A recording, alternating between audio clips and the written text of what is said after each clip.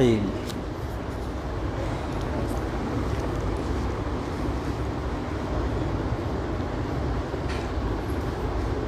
27ویں تراویح کے نکات ہمارے سامنے پیش کیے جا رہے ہیں۔ صرف 10 صورتیں پارہ کی باقی رہ گئی ہیں جو عموماً ہمیں یاد ہی رہتی ہیں اور ہم اپنی نمازوں میں پڑھتے ہیں۔ سورہ فیل، اس سورہ کے ذریعے اللہ نے دین کی مخالفت کرنے والوں کو بتایا ہے کہ اگر دین کی مخالفت اسی طرح جاری رہی تو ہاتھیوں سے کعبہ کی حفاظت فرمانے والا اللہ تمہیں بھی مزہ چکھا دے گا، یعنی ابرہہ کی اس فوج کشی کی طرف توجہ دلائی ہے جو اس نے بیت اللہ کو ڈھانے کے ناپاک ارادے سے 60,000 لشکر جرار کے ساتھ مکہ پر کی تھی، اور ایک بڑی تعداد ان میں ہاتھیوں کی تھی۔ ایک ایسے بھاری لشکر سے عربوں کے لیے مقابلہ ناممکن تھا، اسی لیے ان کے سردار عبد المطلب یعنی آپ صلی اللہ علیہ وآلہ وسلم کے دادا دوسرے چند سرداروں کو ساتھ لے کر حرم کعبہ میں کعبۃ اللہ کے غلاف کو پکڑ کر صرف اور صرف خدائے واحد سے گڑ گڑا کر مدد کی دعا کی، اور پھر مکہ کی ساری آبادی کو لے کر پہاڑیوں پر چلے گئے۔ اس وقت مکہ کے سردار حضور نبی کریم صلی اللہ علیہ وآلہ وسلم کے دادا عبد المطلب ہی ہوا کرتے تھے۔ یہی مکہ کے سردار تھے اور کعبہ کے متولی بھی تھے۔ اللہ نے ابابیلوں کو بظاہر معمولی کنکریوں کے ساتھ بھیجا، اور ان سے ابرہہ اور اس کا لشکر اس طرح تباہ ہوا کہ اللہ نے اس کا گوشت مکہ کی وادی میں چیلوں، کووں اور گدھوں کو کھلا دیا۔ اس واقعے نے تمام عرب کو متوجہ کیا کہ غور کرو، محمد صلی اللہ علیہ وآلہ وسلم جس چیز کی دعوت دے رہے ہیں وہ آخر اس کے سوا اور کیا ہے کہ تمام معبودوں کو چھوڑ کر صرف اللہ واحد لا شریک کی عبادت کریں، جس نے ابھی چند سال پہلے ابرہہ کے حملے سے کعبہ کی حفاظت کی، اور تمہارا بچہ بچہ جانتا ہے کہ اس وقت کوئی دیوی دیوتا کام نہیں آیا۔ الغرض، اگر ابرہہ کا حملہ کامیاب ہو جاتا تو نہ صرف قریش بلکہ سارا عرب تباہ ہو جاتا، لوگوں کا ایمان اللہ سے اڑ جاتا، اور قریش کو جو مذہبی مقام حاصل تھا وہ ختم ہو جاتا،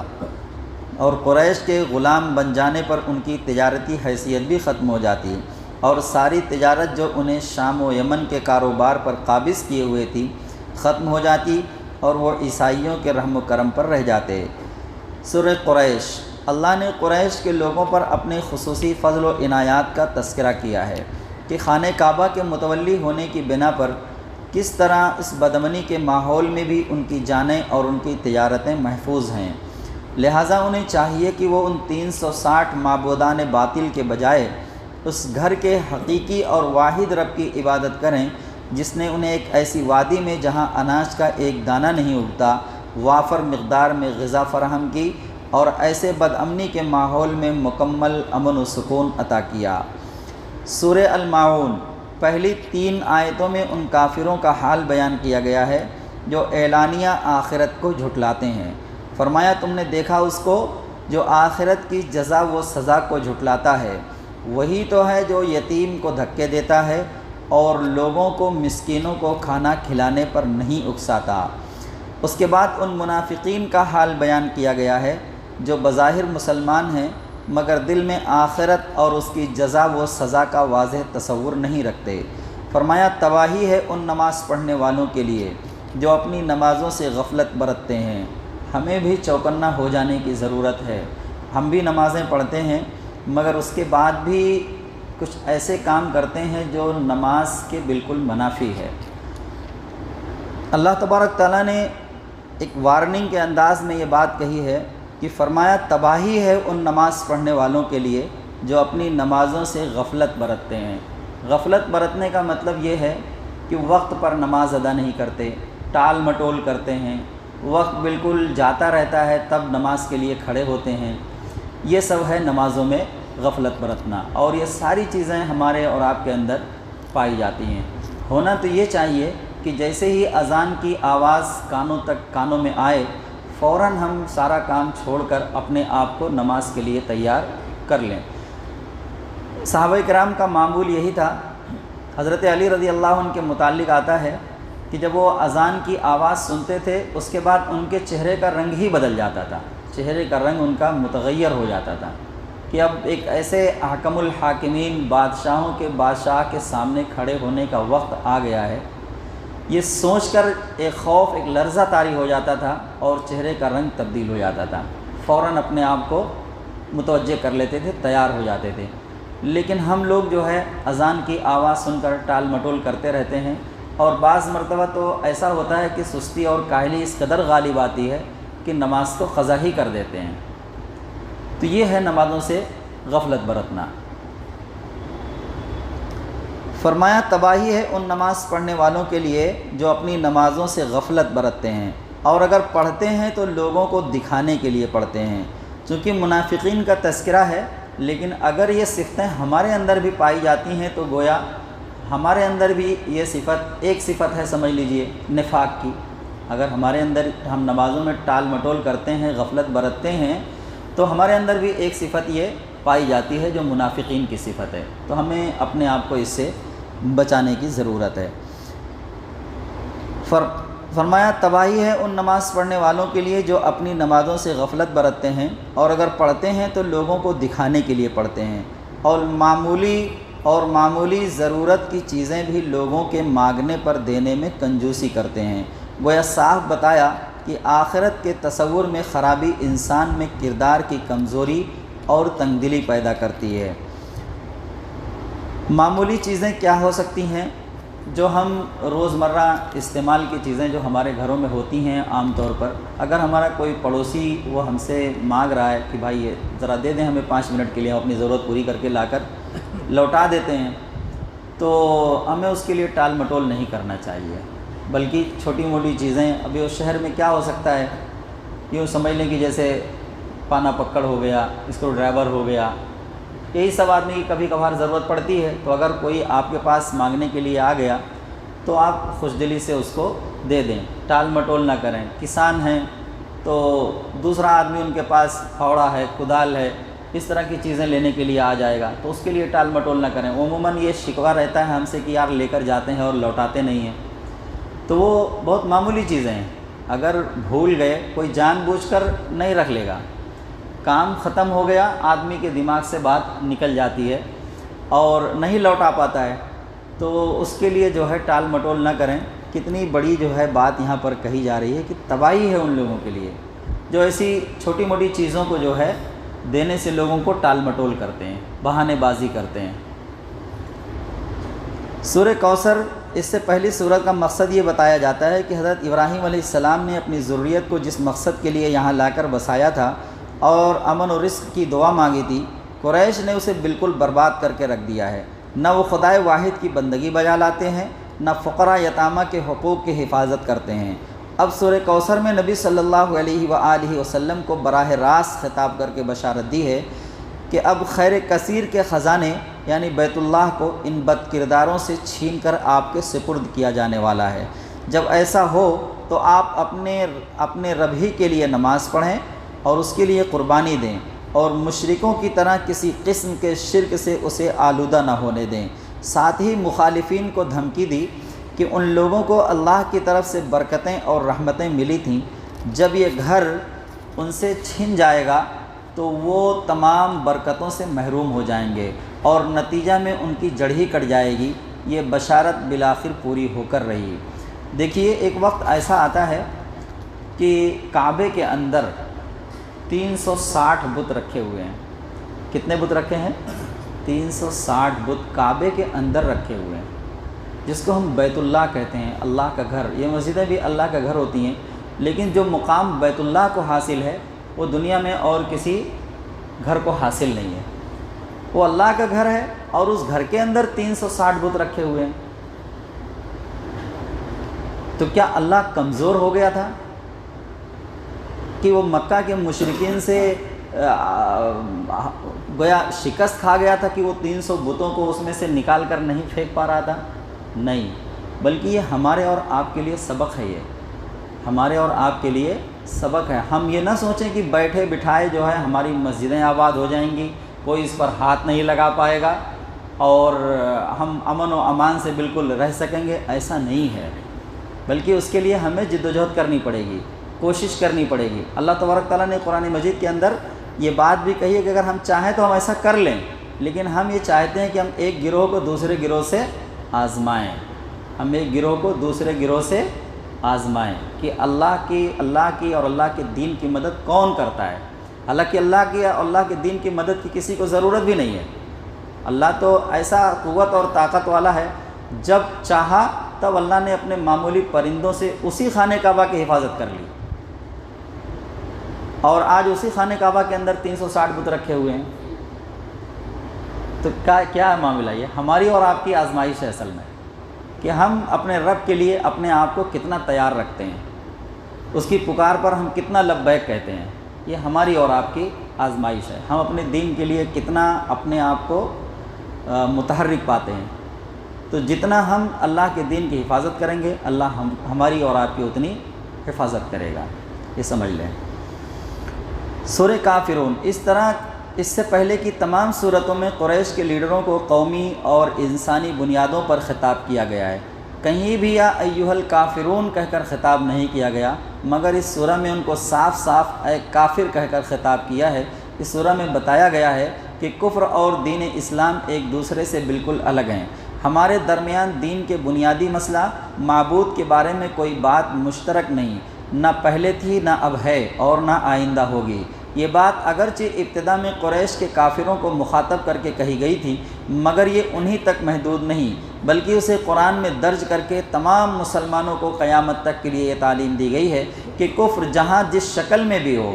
ان کو اس سے بیزاری کا اظہار کرنا چاہیے اور بلا رو و رعایت کہہ دینا چاہیے کہ دین کے معاملہ میں کافروں سے کسی قسم کی مصالحت نہیں ہو سکتی۔ اس لیے یہ سورہ اس وقت بھی پڑھی جاتی رہی جب وہ لوگ مرکھب گئے جن کی باتوں کے جواب میں یہ نازل ہوئی تھی، اور وہ لوگ بھی مسلمان ہونے کے بعد پڑھتے رہے جو اس کے نازل ہوتے وقت کافر اور مشرک تھے، اور ان کے گزر جانے کے صدیوں بعد آج بھی مسلمان اس کو پڑھتے ہیں، کیونکہ کفر اور کافروں سے بیزاری اور لا تعلقی ایمان کا اصل اور دائمی تقاضا ہے۔ سورہ نصر، یہ سورہ حجۃ الوداع کے موقع پر منا میں نازل ہوئی، اور اس کے بعد حضور صلی اللہ علیہ وآلہ وسلم نے اپنا وہ مشہور خطبہ ارشاد فرمایا جس میں فرمایا کہ میں نہیں جانتا شاید اس کے بعد میں تم سے مل سکوں، خبردار رہو، تمہارے خون تمہاری عزتیں ایک دوسرے پر اسی طرح حرام ہیں جس طرح یہ دن اور مقام حرام ہے۔ اس سورہ کا نزول اس بات کی علامت سمجھا گیا کہ اب حضور صلی اللہ علیہ وآلہ وسلم کا آخری وقت آ پہنچا، لہٰذا آپ صلی اللہ علیہ وآلہ وسلم کو حکم دیا گیا کہ اللہ کی حمد اور استغفار کریں، اور یہ سورہ بتاتی ہے کہ قوموں کی عام رہنمائی میں اللہ کے نبی میں کیا فرق ہوتا ہے، قوموں کے عام رہنماؤں میں اور اللہ کے نبی میں کیا فرق ہوتا ہے۔ عام رہنما اگر اپنے مقصد میں کامیاب ہو جائیں تو وہ اور ان کی قوم خوب جشن مناتے ہیں، مگر اللہ کے رسول صلی اللہ علیہ وآلہ وسلم نے 23 سال کی مختصر مدت میں ایک پوری قوم کے عقیدے، خیالات، عادتیں، اخلاق، رہن سہن، کاروبار اور سیاست کے طریقے، یہاں تک کہ جنگ اور صلح کے اصول و قوانین تک بالکل بدل ڈالے، اور جہالت و جاہلیت میں ڈوبی ہوئی قوم کو اٹھا کر اس قابل بنا دیا کہ وہ دنیا کو مسخر کر ڈالے اور عالمی اقوام کی امام بن جائے۔ مگر ایسا عظیم الشان کارنامہ آپ صلی اللہ علیہ وآلہ وسلم کے ہاتھوں انجام پانے کے بعد آپ کو جشن منانے کا نہیں، بلکہ اللہ کی حمد اور تسبیح کرنے اور اس سے مغفرت کی دعا مانگنے کا حکم دیا گیا، اور آپ پوری عاجزی کے ساتھ اس کام میں لگ جاتے ہیں۔ حضرت عائشہ صدیقہ رضی اللہ عنہا فرماتی ہیں کہ حضور صلی اللہ علیہ وآلہ وسلم اپنی وفات سے پہلے سبحانک اللہم و بحمدک استغفرک و اتوب الیک، اے اللہ تو پاک ہے، تیری حمد کرتے ہوئے تجھ سے مغفرت طلب کرتا ہوں اور تیری توجہ کا طالب ہوں، کثرت سے پڑھا کرتے تھے۔ اور حضرت سلمہ رضی اللہ تعالی عنہ فرماتی ہیں رسول اللہ صلی اللہ علیہ وآلہ وسلم کی زبان مبارک پر آخری زمانہ میں اٹھتے بیٹھتے آتے جاتے یہ الفاظ جاری رہتے تھے، سبحان اللہ و بحمدہ۔ سورہ لہب، سورہ نصر میں مدد اور فتح و غلبہ کی بشارت دینے کے بعد سورہ لہب کو رکھا جاتا ہے کہ معلوم ہو جائے کہ اللہ نے اپنے پیغمبر کو غلبہ دے دیا اور آپ صلی اللہ علیہ وآلہ وسلم کے دشمن کو برباد کر دیا۔ اور یہ پیشین گوئی تھی جو ابو لہب کی زندگی میں کی گئی۔ وہ اللہ کے بجائے مال پر بہت بھروسہ کرتا تھا اور اس نے جنگ بدر میں جنگ پر جانے کے بجائے مال دے کر کرایہ کے آدمیوں کو اپنی طرف سے لڑنے بھیج دیا تھا۔ اصل میں سود خور تھا، سود بہت کھاتا تھا، سود کا ہی کاروبار کرتا تھا۔ تو سودی کاروبار کرنے والوں کو مال کی بہت زیادہ محبت ہوتی ہے اور جان کا بڑا خوف ہوتا ہے، ان کو موت سے ڈرتے ہیں اور مال کی محبت بہت زیادہ ہوتی ہے۔ تو اس لیے اب جنگ میں شریک نہیں ہوا، مال تھا، کرائے کے آدمیوں کو بھیج دیا لڑنے کے لیے اپنی طرف سے۔ ایسے لوگ یہاں تک آگے بڑھ جاتے ہیں کہ وہ سمجھنے لگتے ہیں کہ اگر پیسہ ہے تو اس کے ذریعے خدا کی پکڑ سے بھی محفوظ رہیں گے۔ اس سورہ میں پیسے کی حقیقت واضح کی گئی کہ وہ اس کے کچھ کام نہ آیا، بلکہ اس کے اعمال کا ذکر کیا جو اس نے نیکی سمجھ کر زندگی میں کیے تھے کہ وہ بھی اس کے کچھ کام نہ آئیں گے، بلکہ وہ بھڑکتی آگ میں جا پڑے گا اور اس کی بیوی بھی ایندھن ڈھونڈتی ہوئی وہیں جائے گی اور اس کی گردن میں آگ کی تپتی ہوئی رسی ہوگی۔ سورہ اخلاص فتح مکہ کے بعد عقیدے کی پختگی اور ثابت قدمی اور استقامت کی طرف توجہ دلاتے ہوئے سورہ اخلاص میں جو کچھ بیان کیا گیا اس کا منشا اللہ واحد پر اس طرح ایمان لانا ہے کہ اس کی ذات یا صفات کے لازمی تقاضوں میں کسی پہلو سے بھی کسی دوسری کی شرکت کا خیال ذہن میں نہ رہے۔ دنیا میں اللہ کو تو ہمیشہ مانا گیا، مگر گمراہی یہ ہے کہ شیطان طرح طرح سے فریب دے کر انسان سے ایسی ملاوٹ کراتا رہا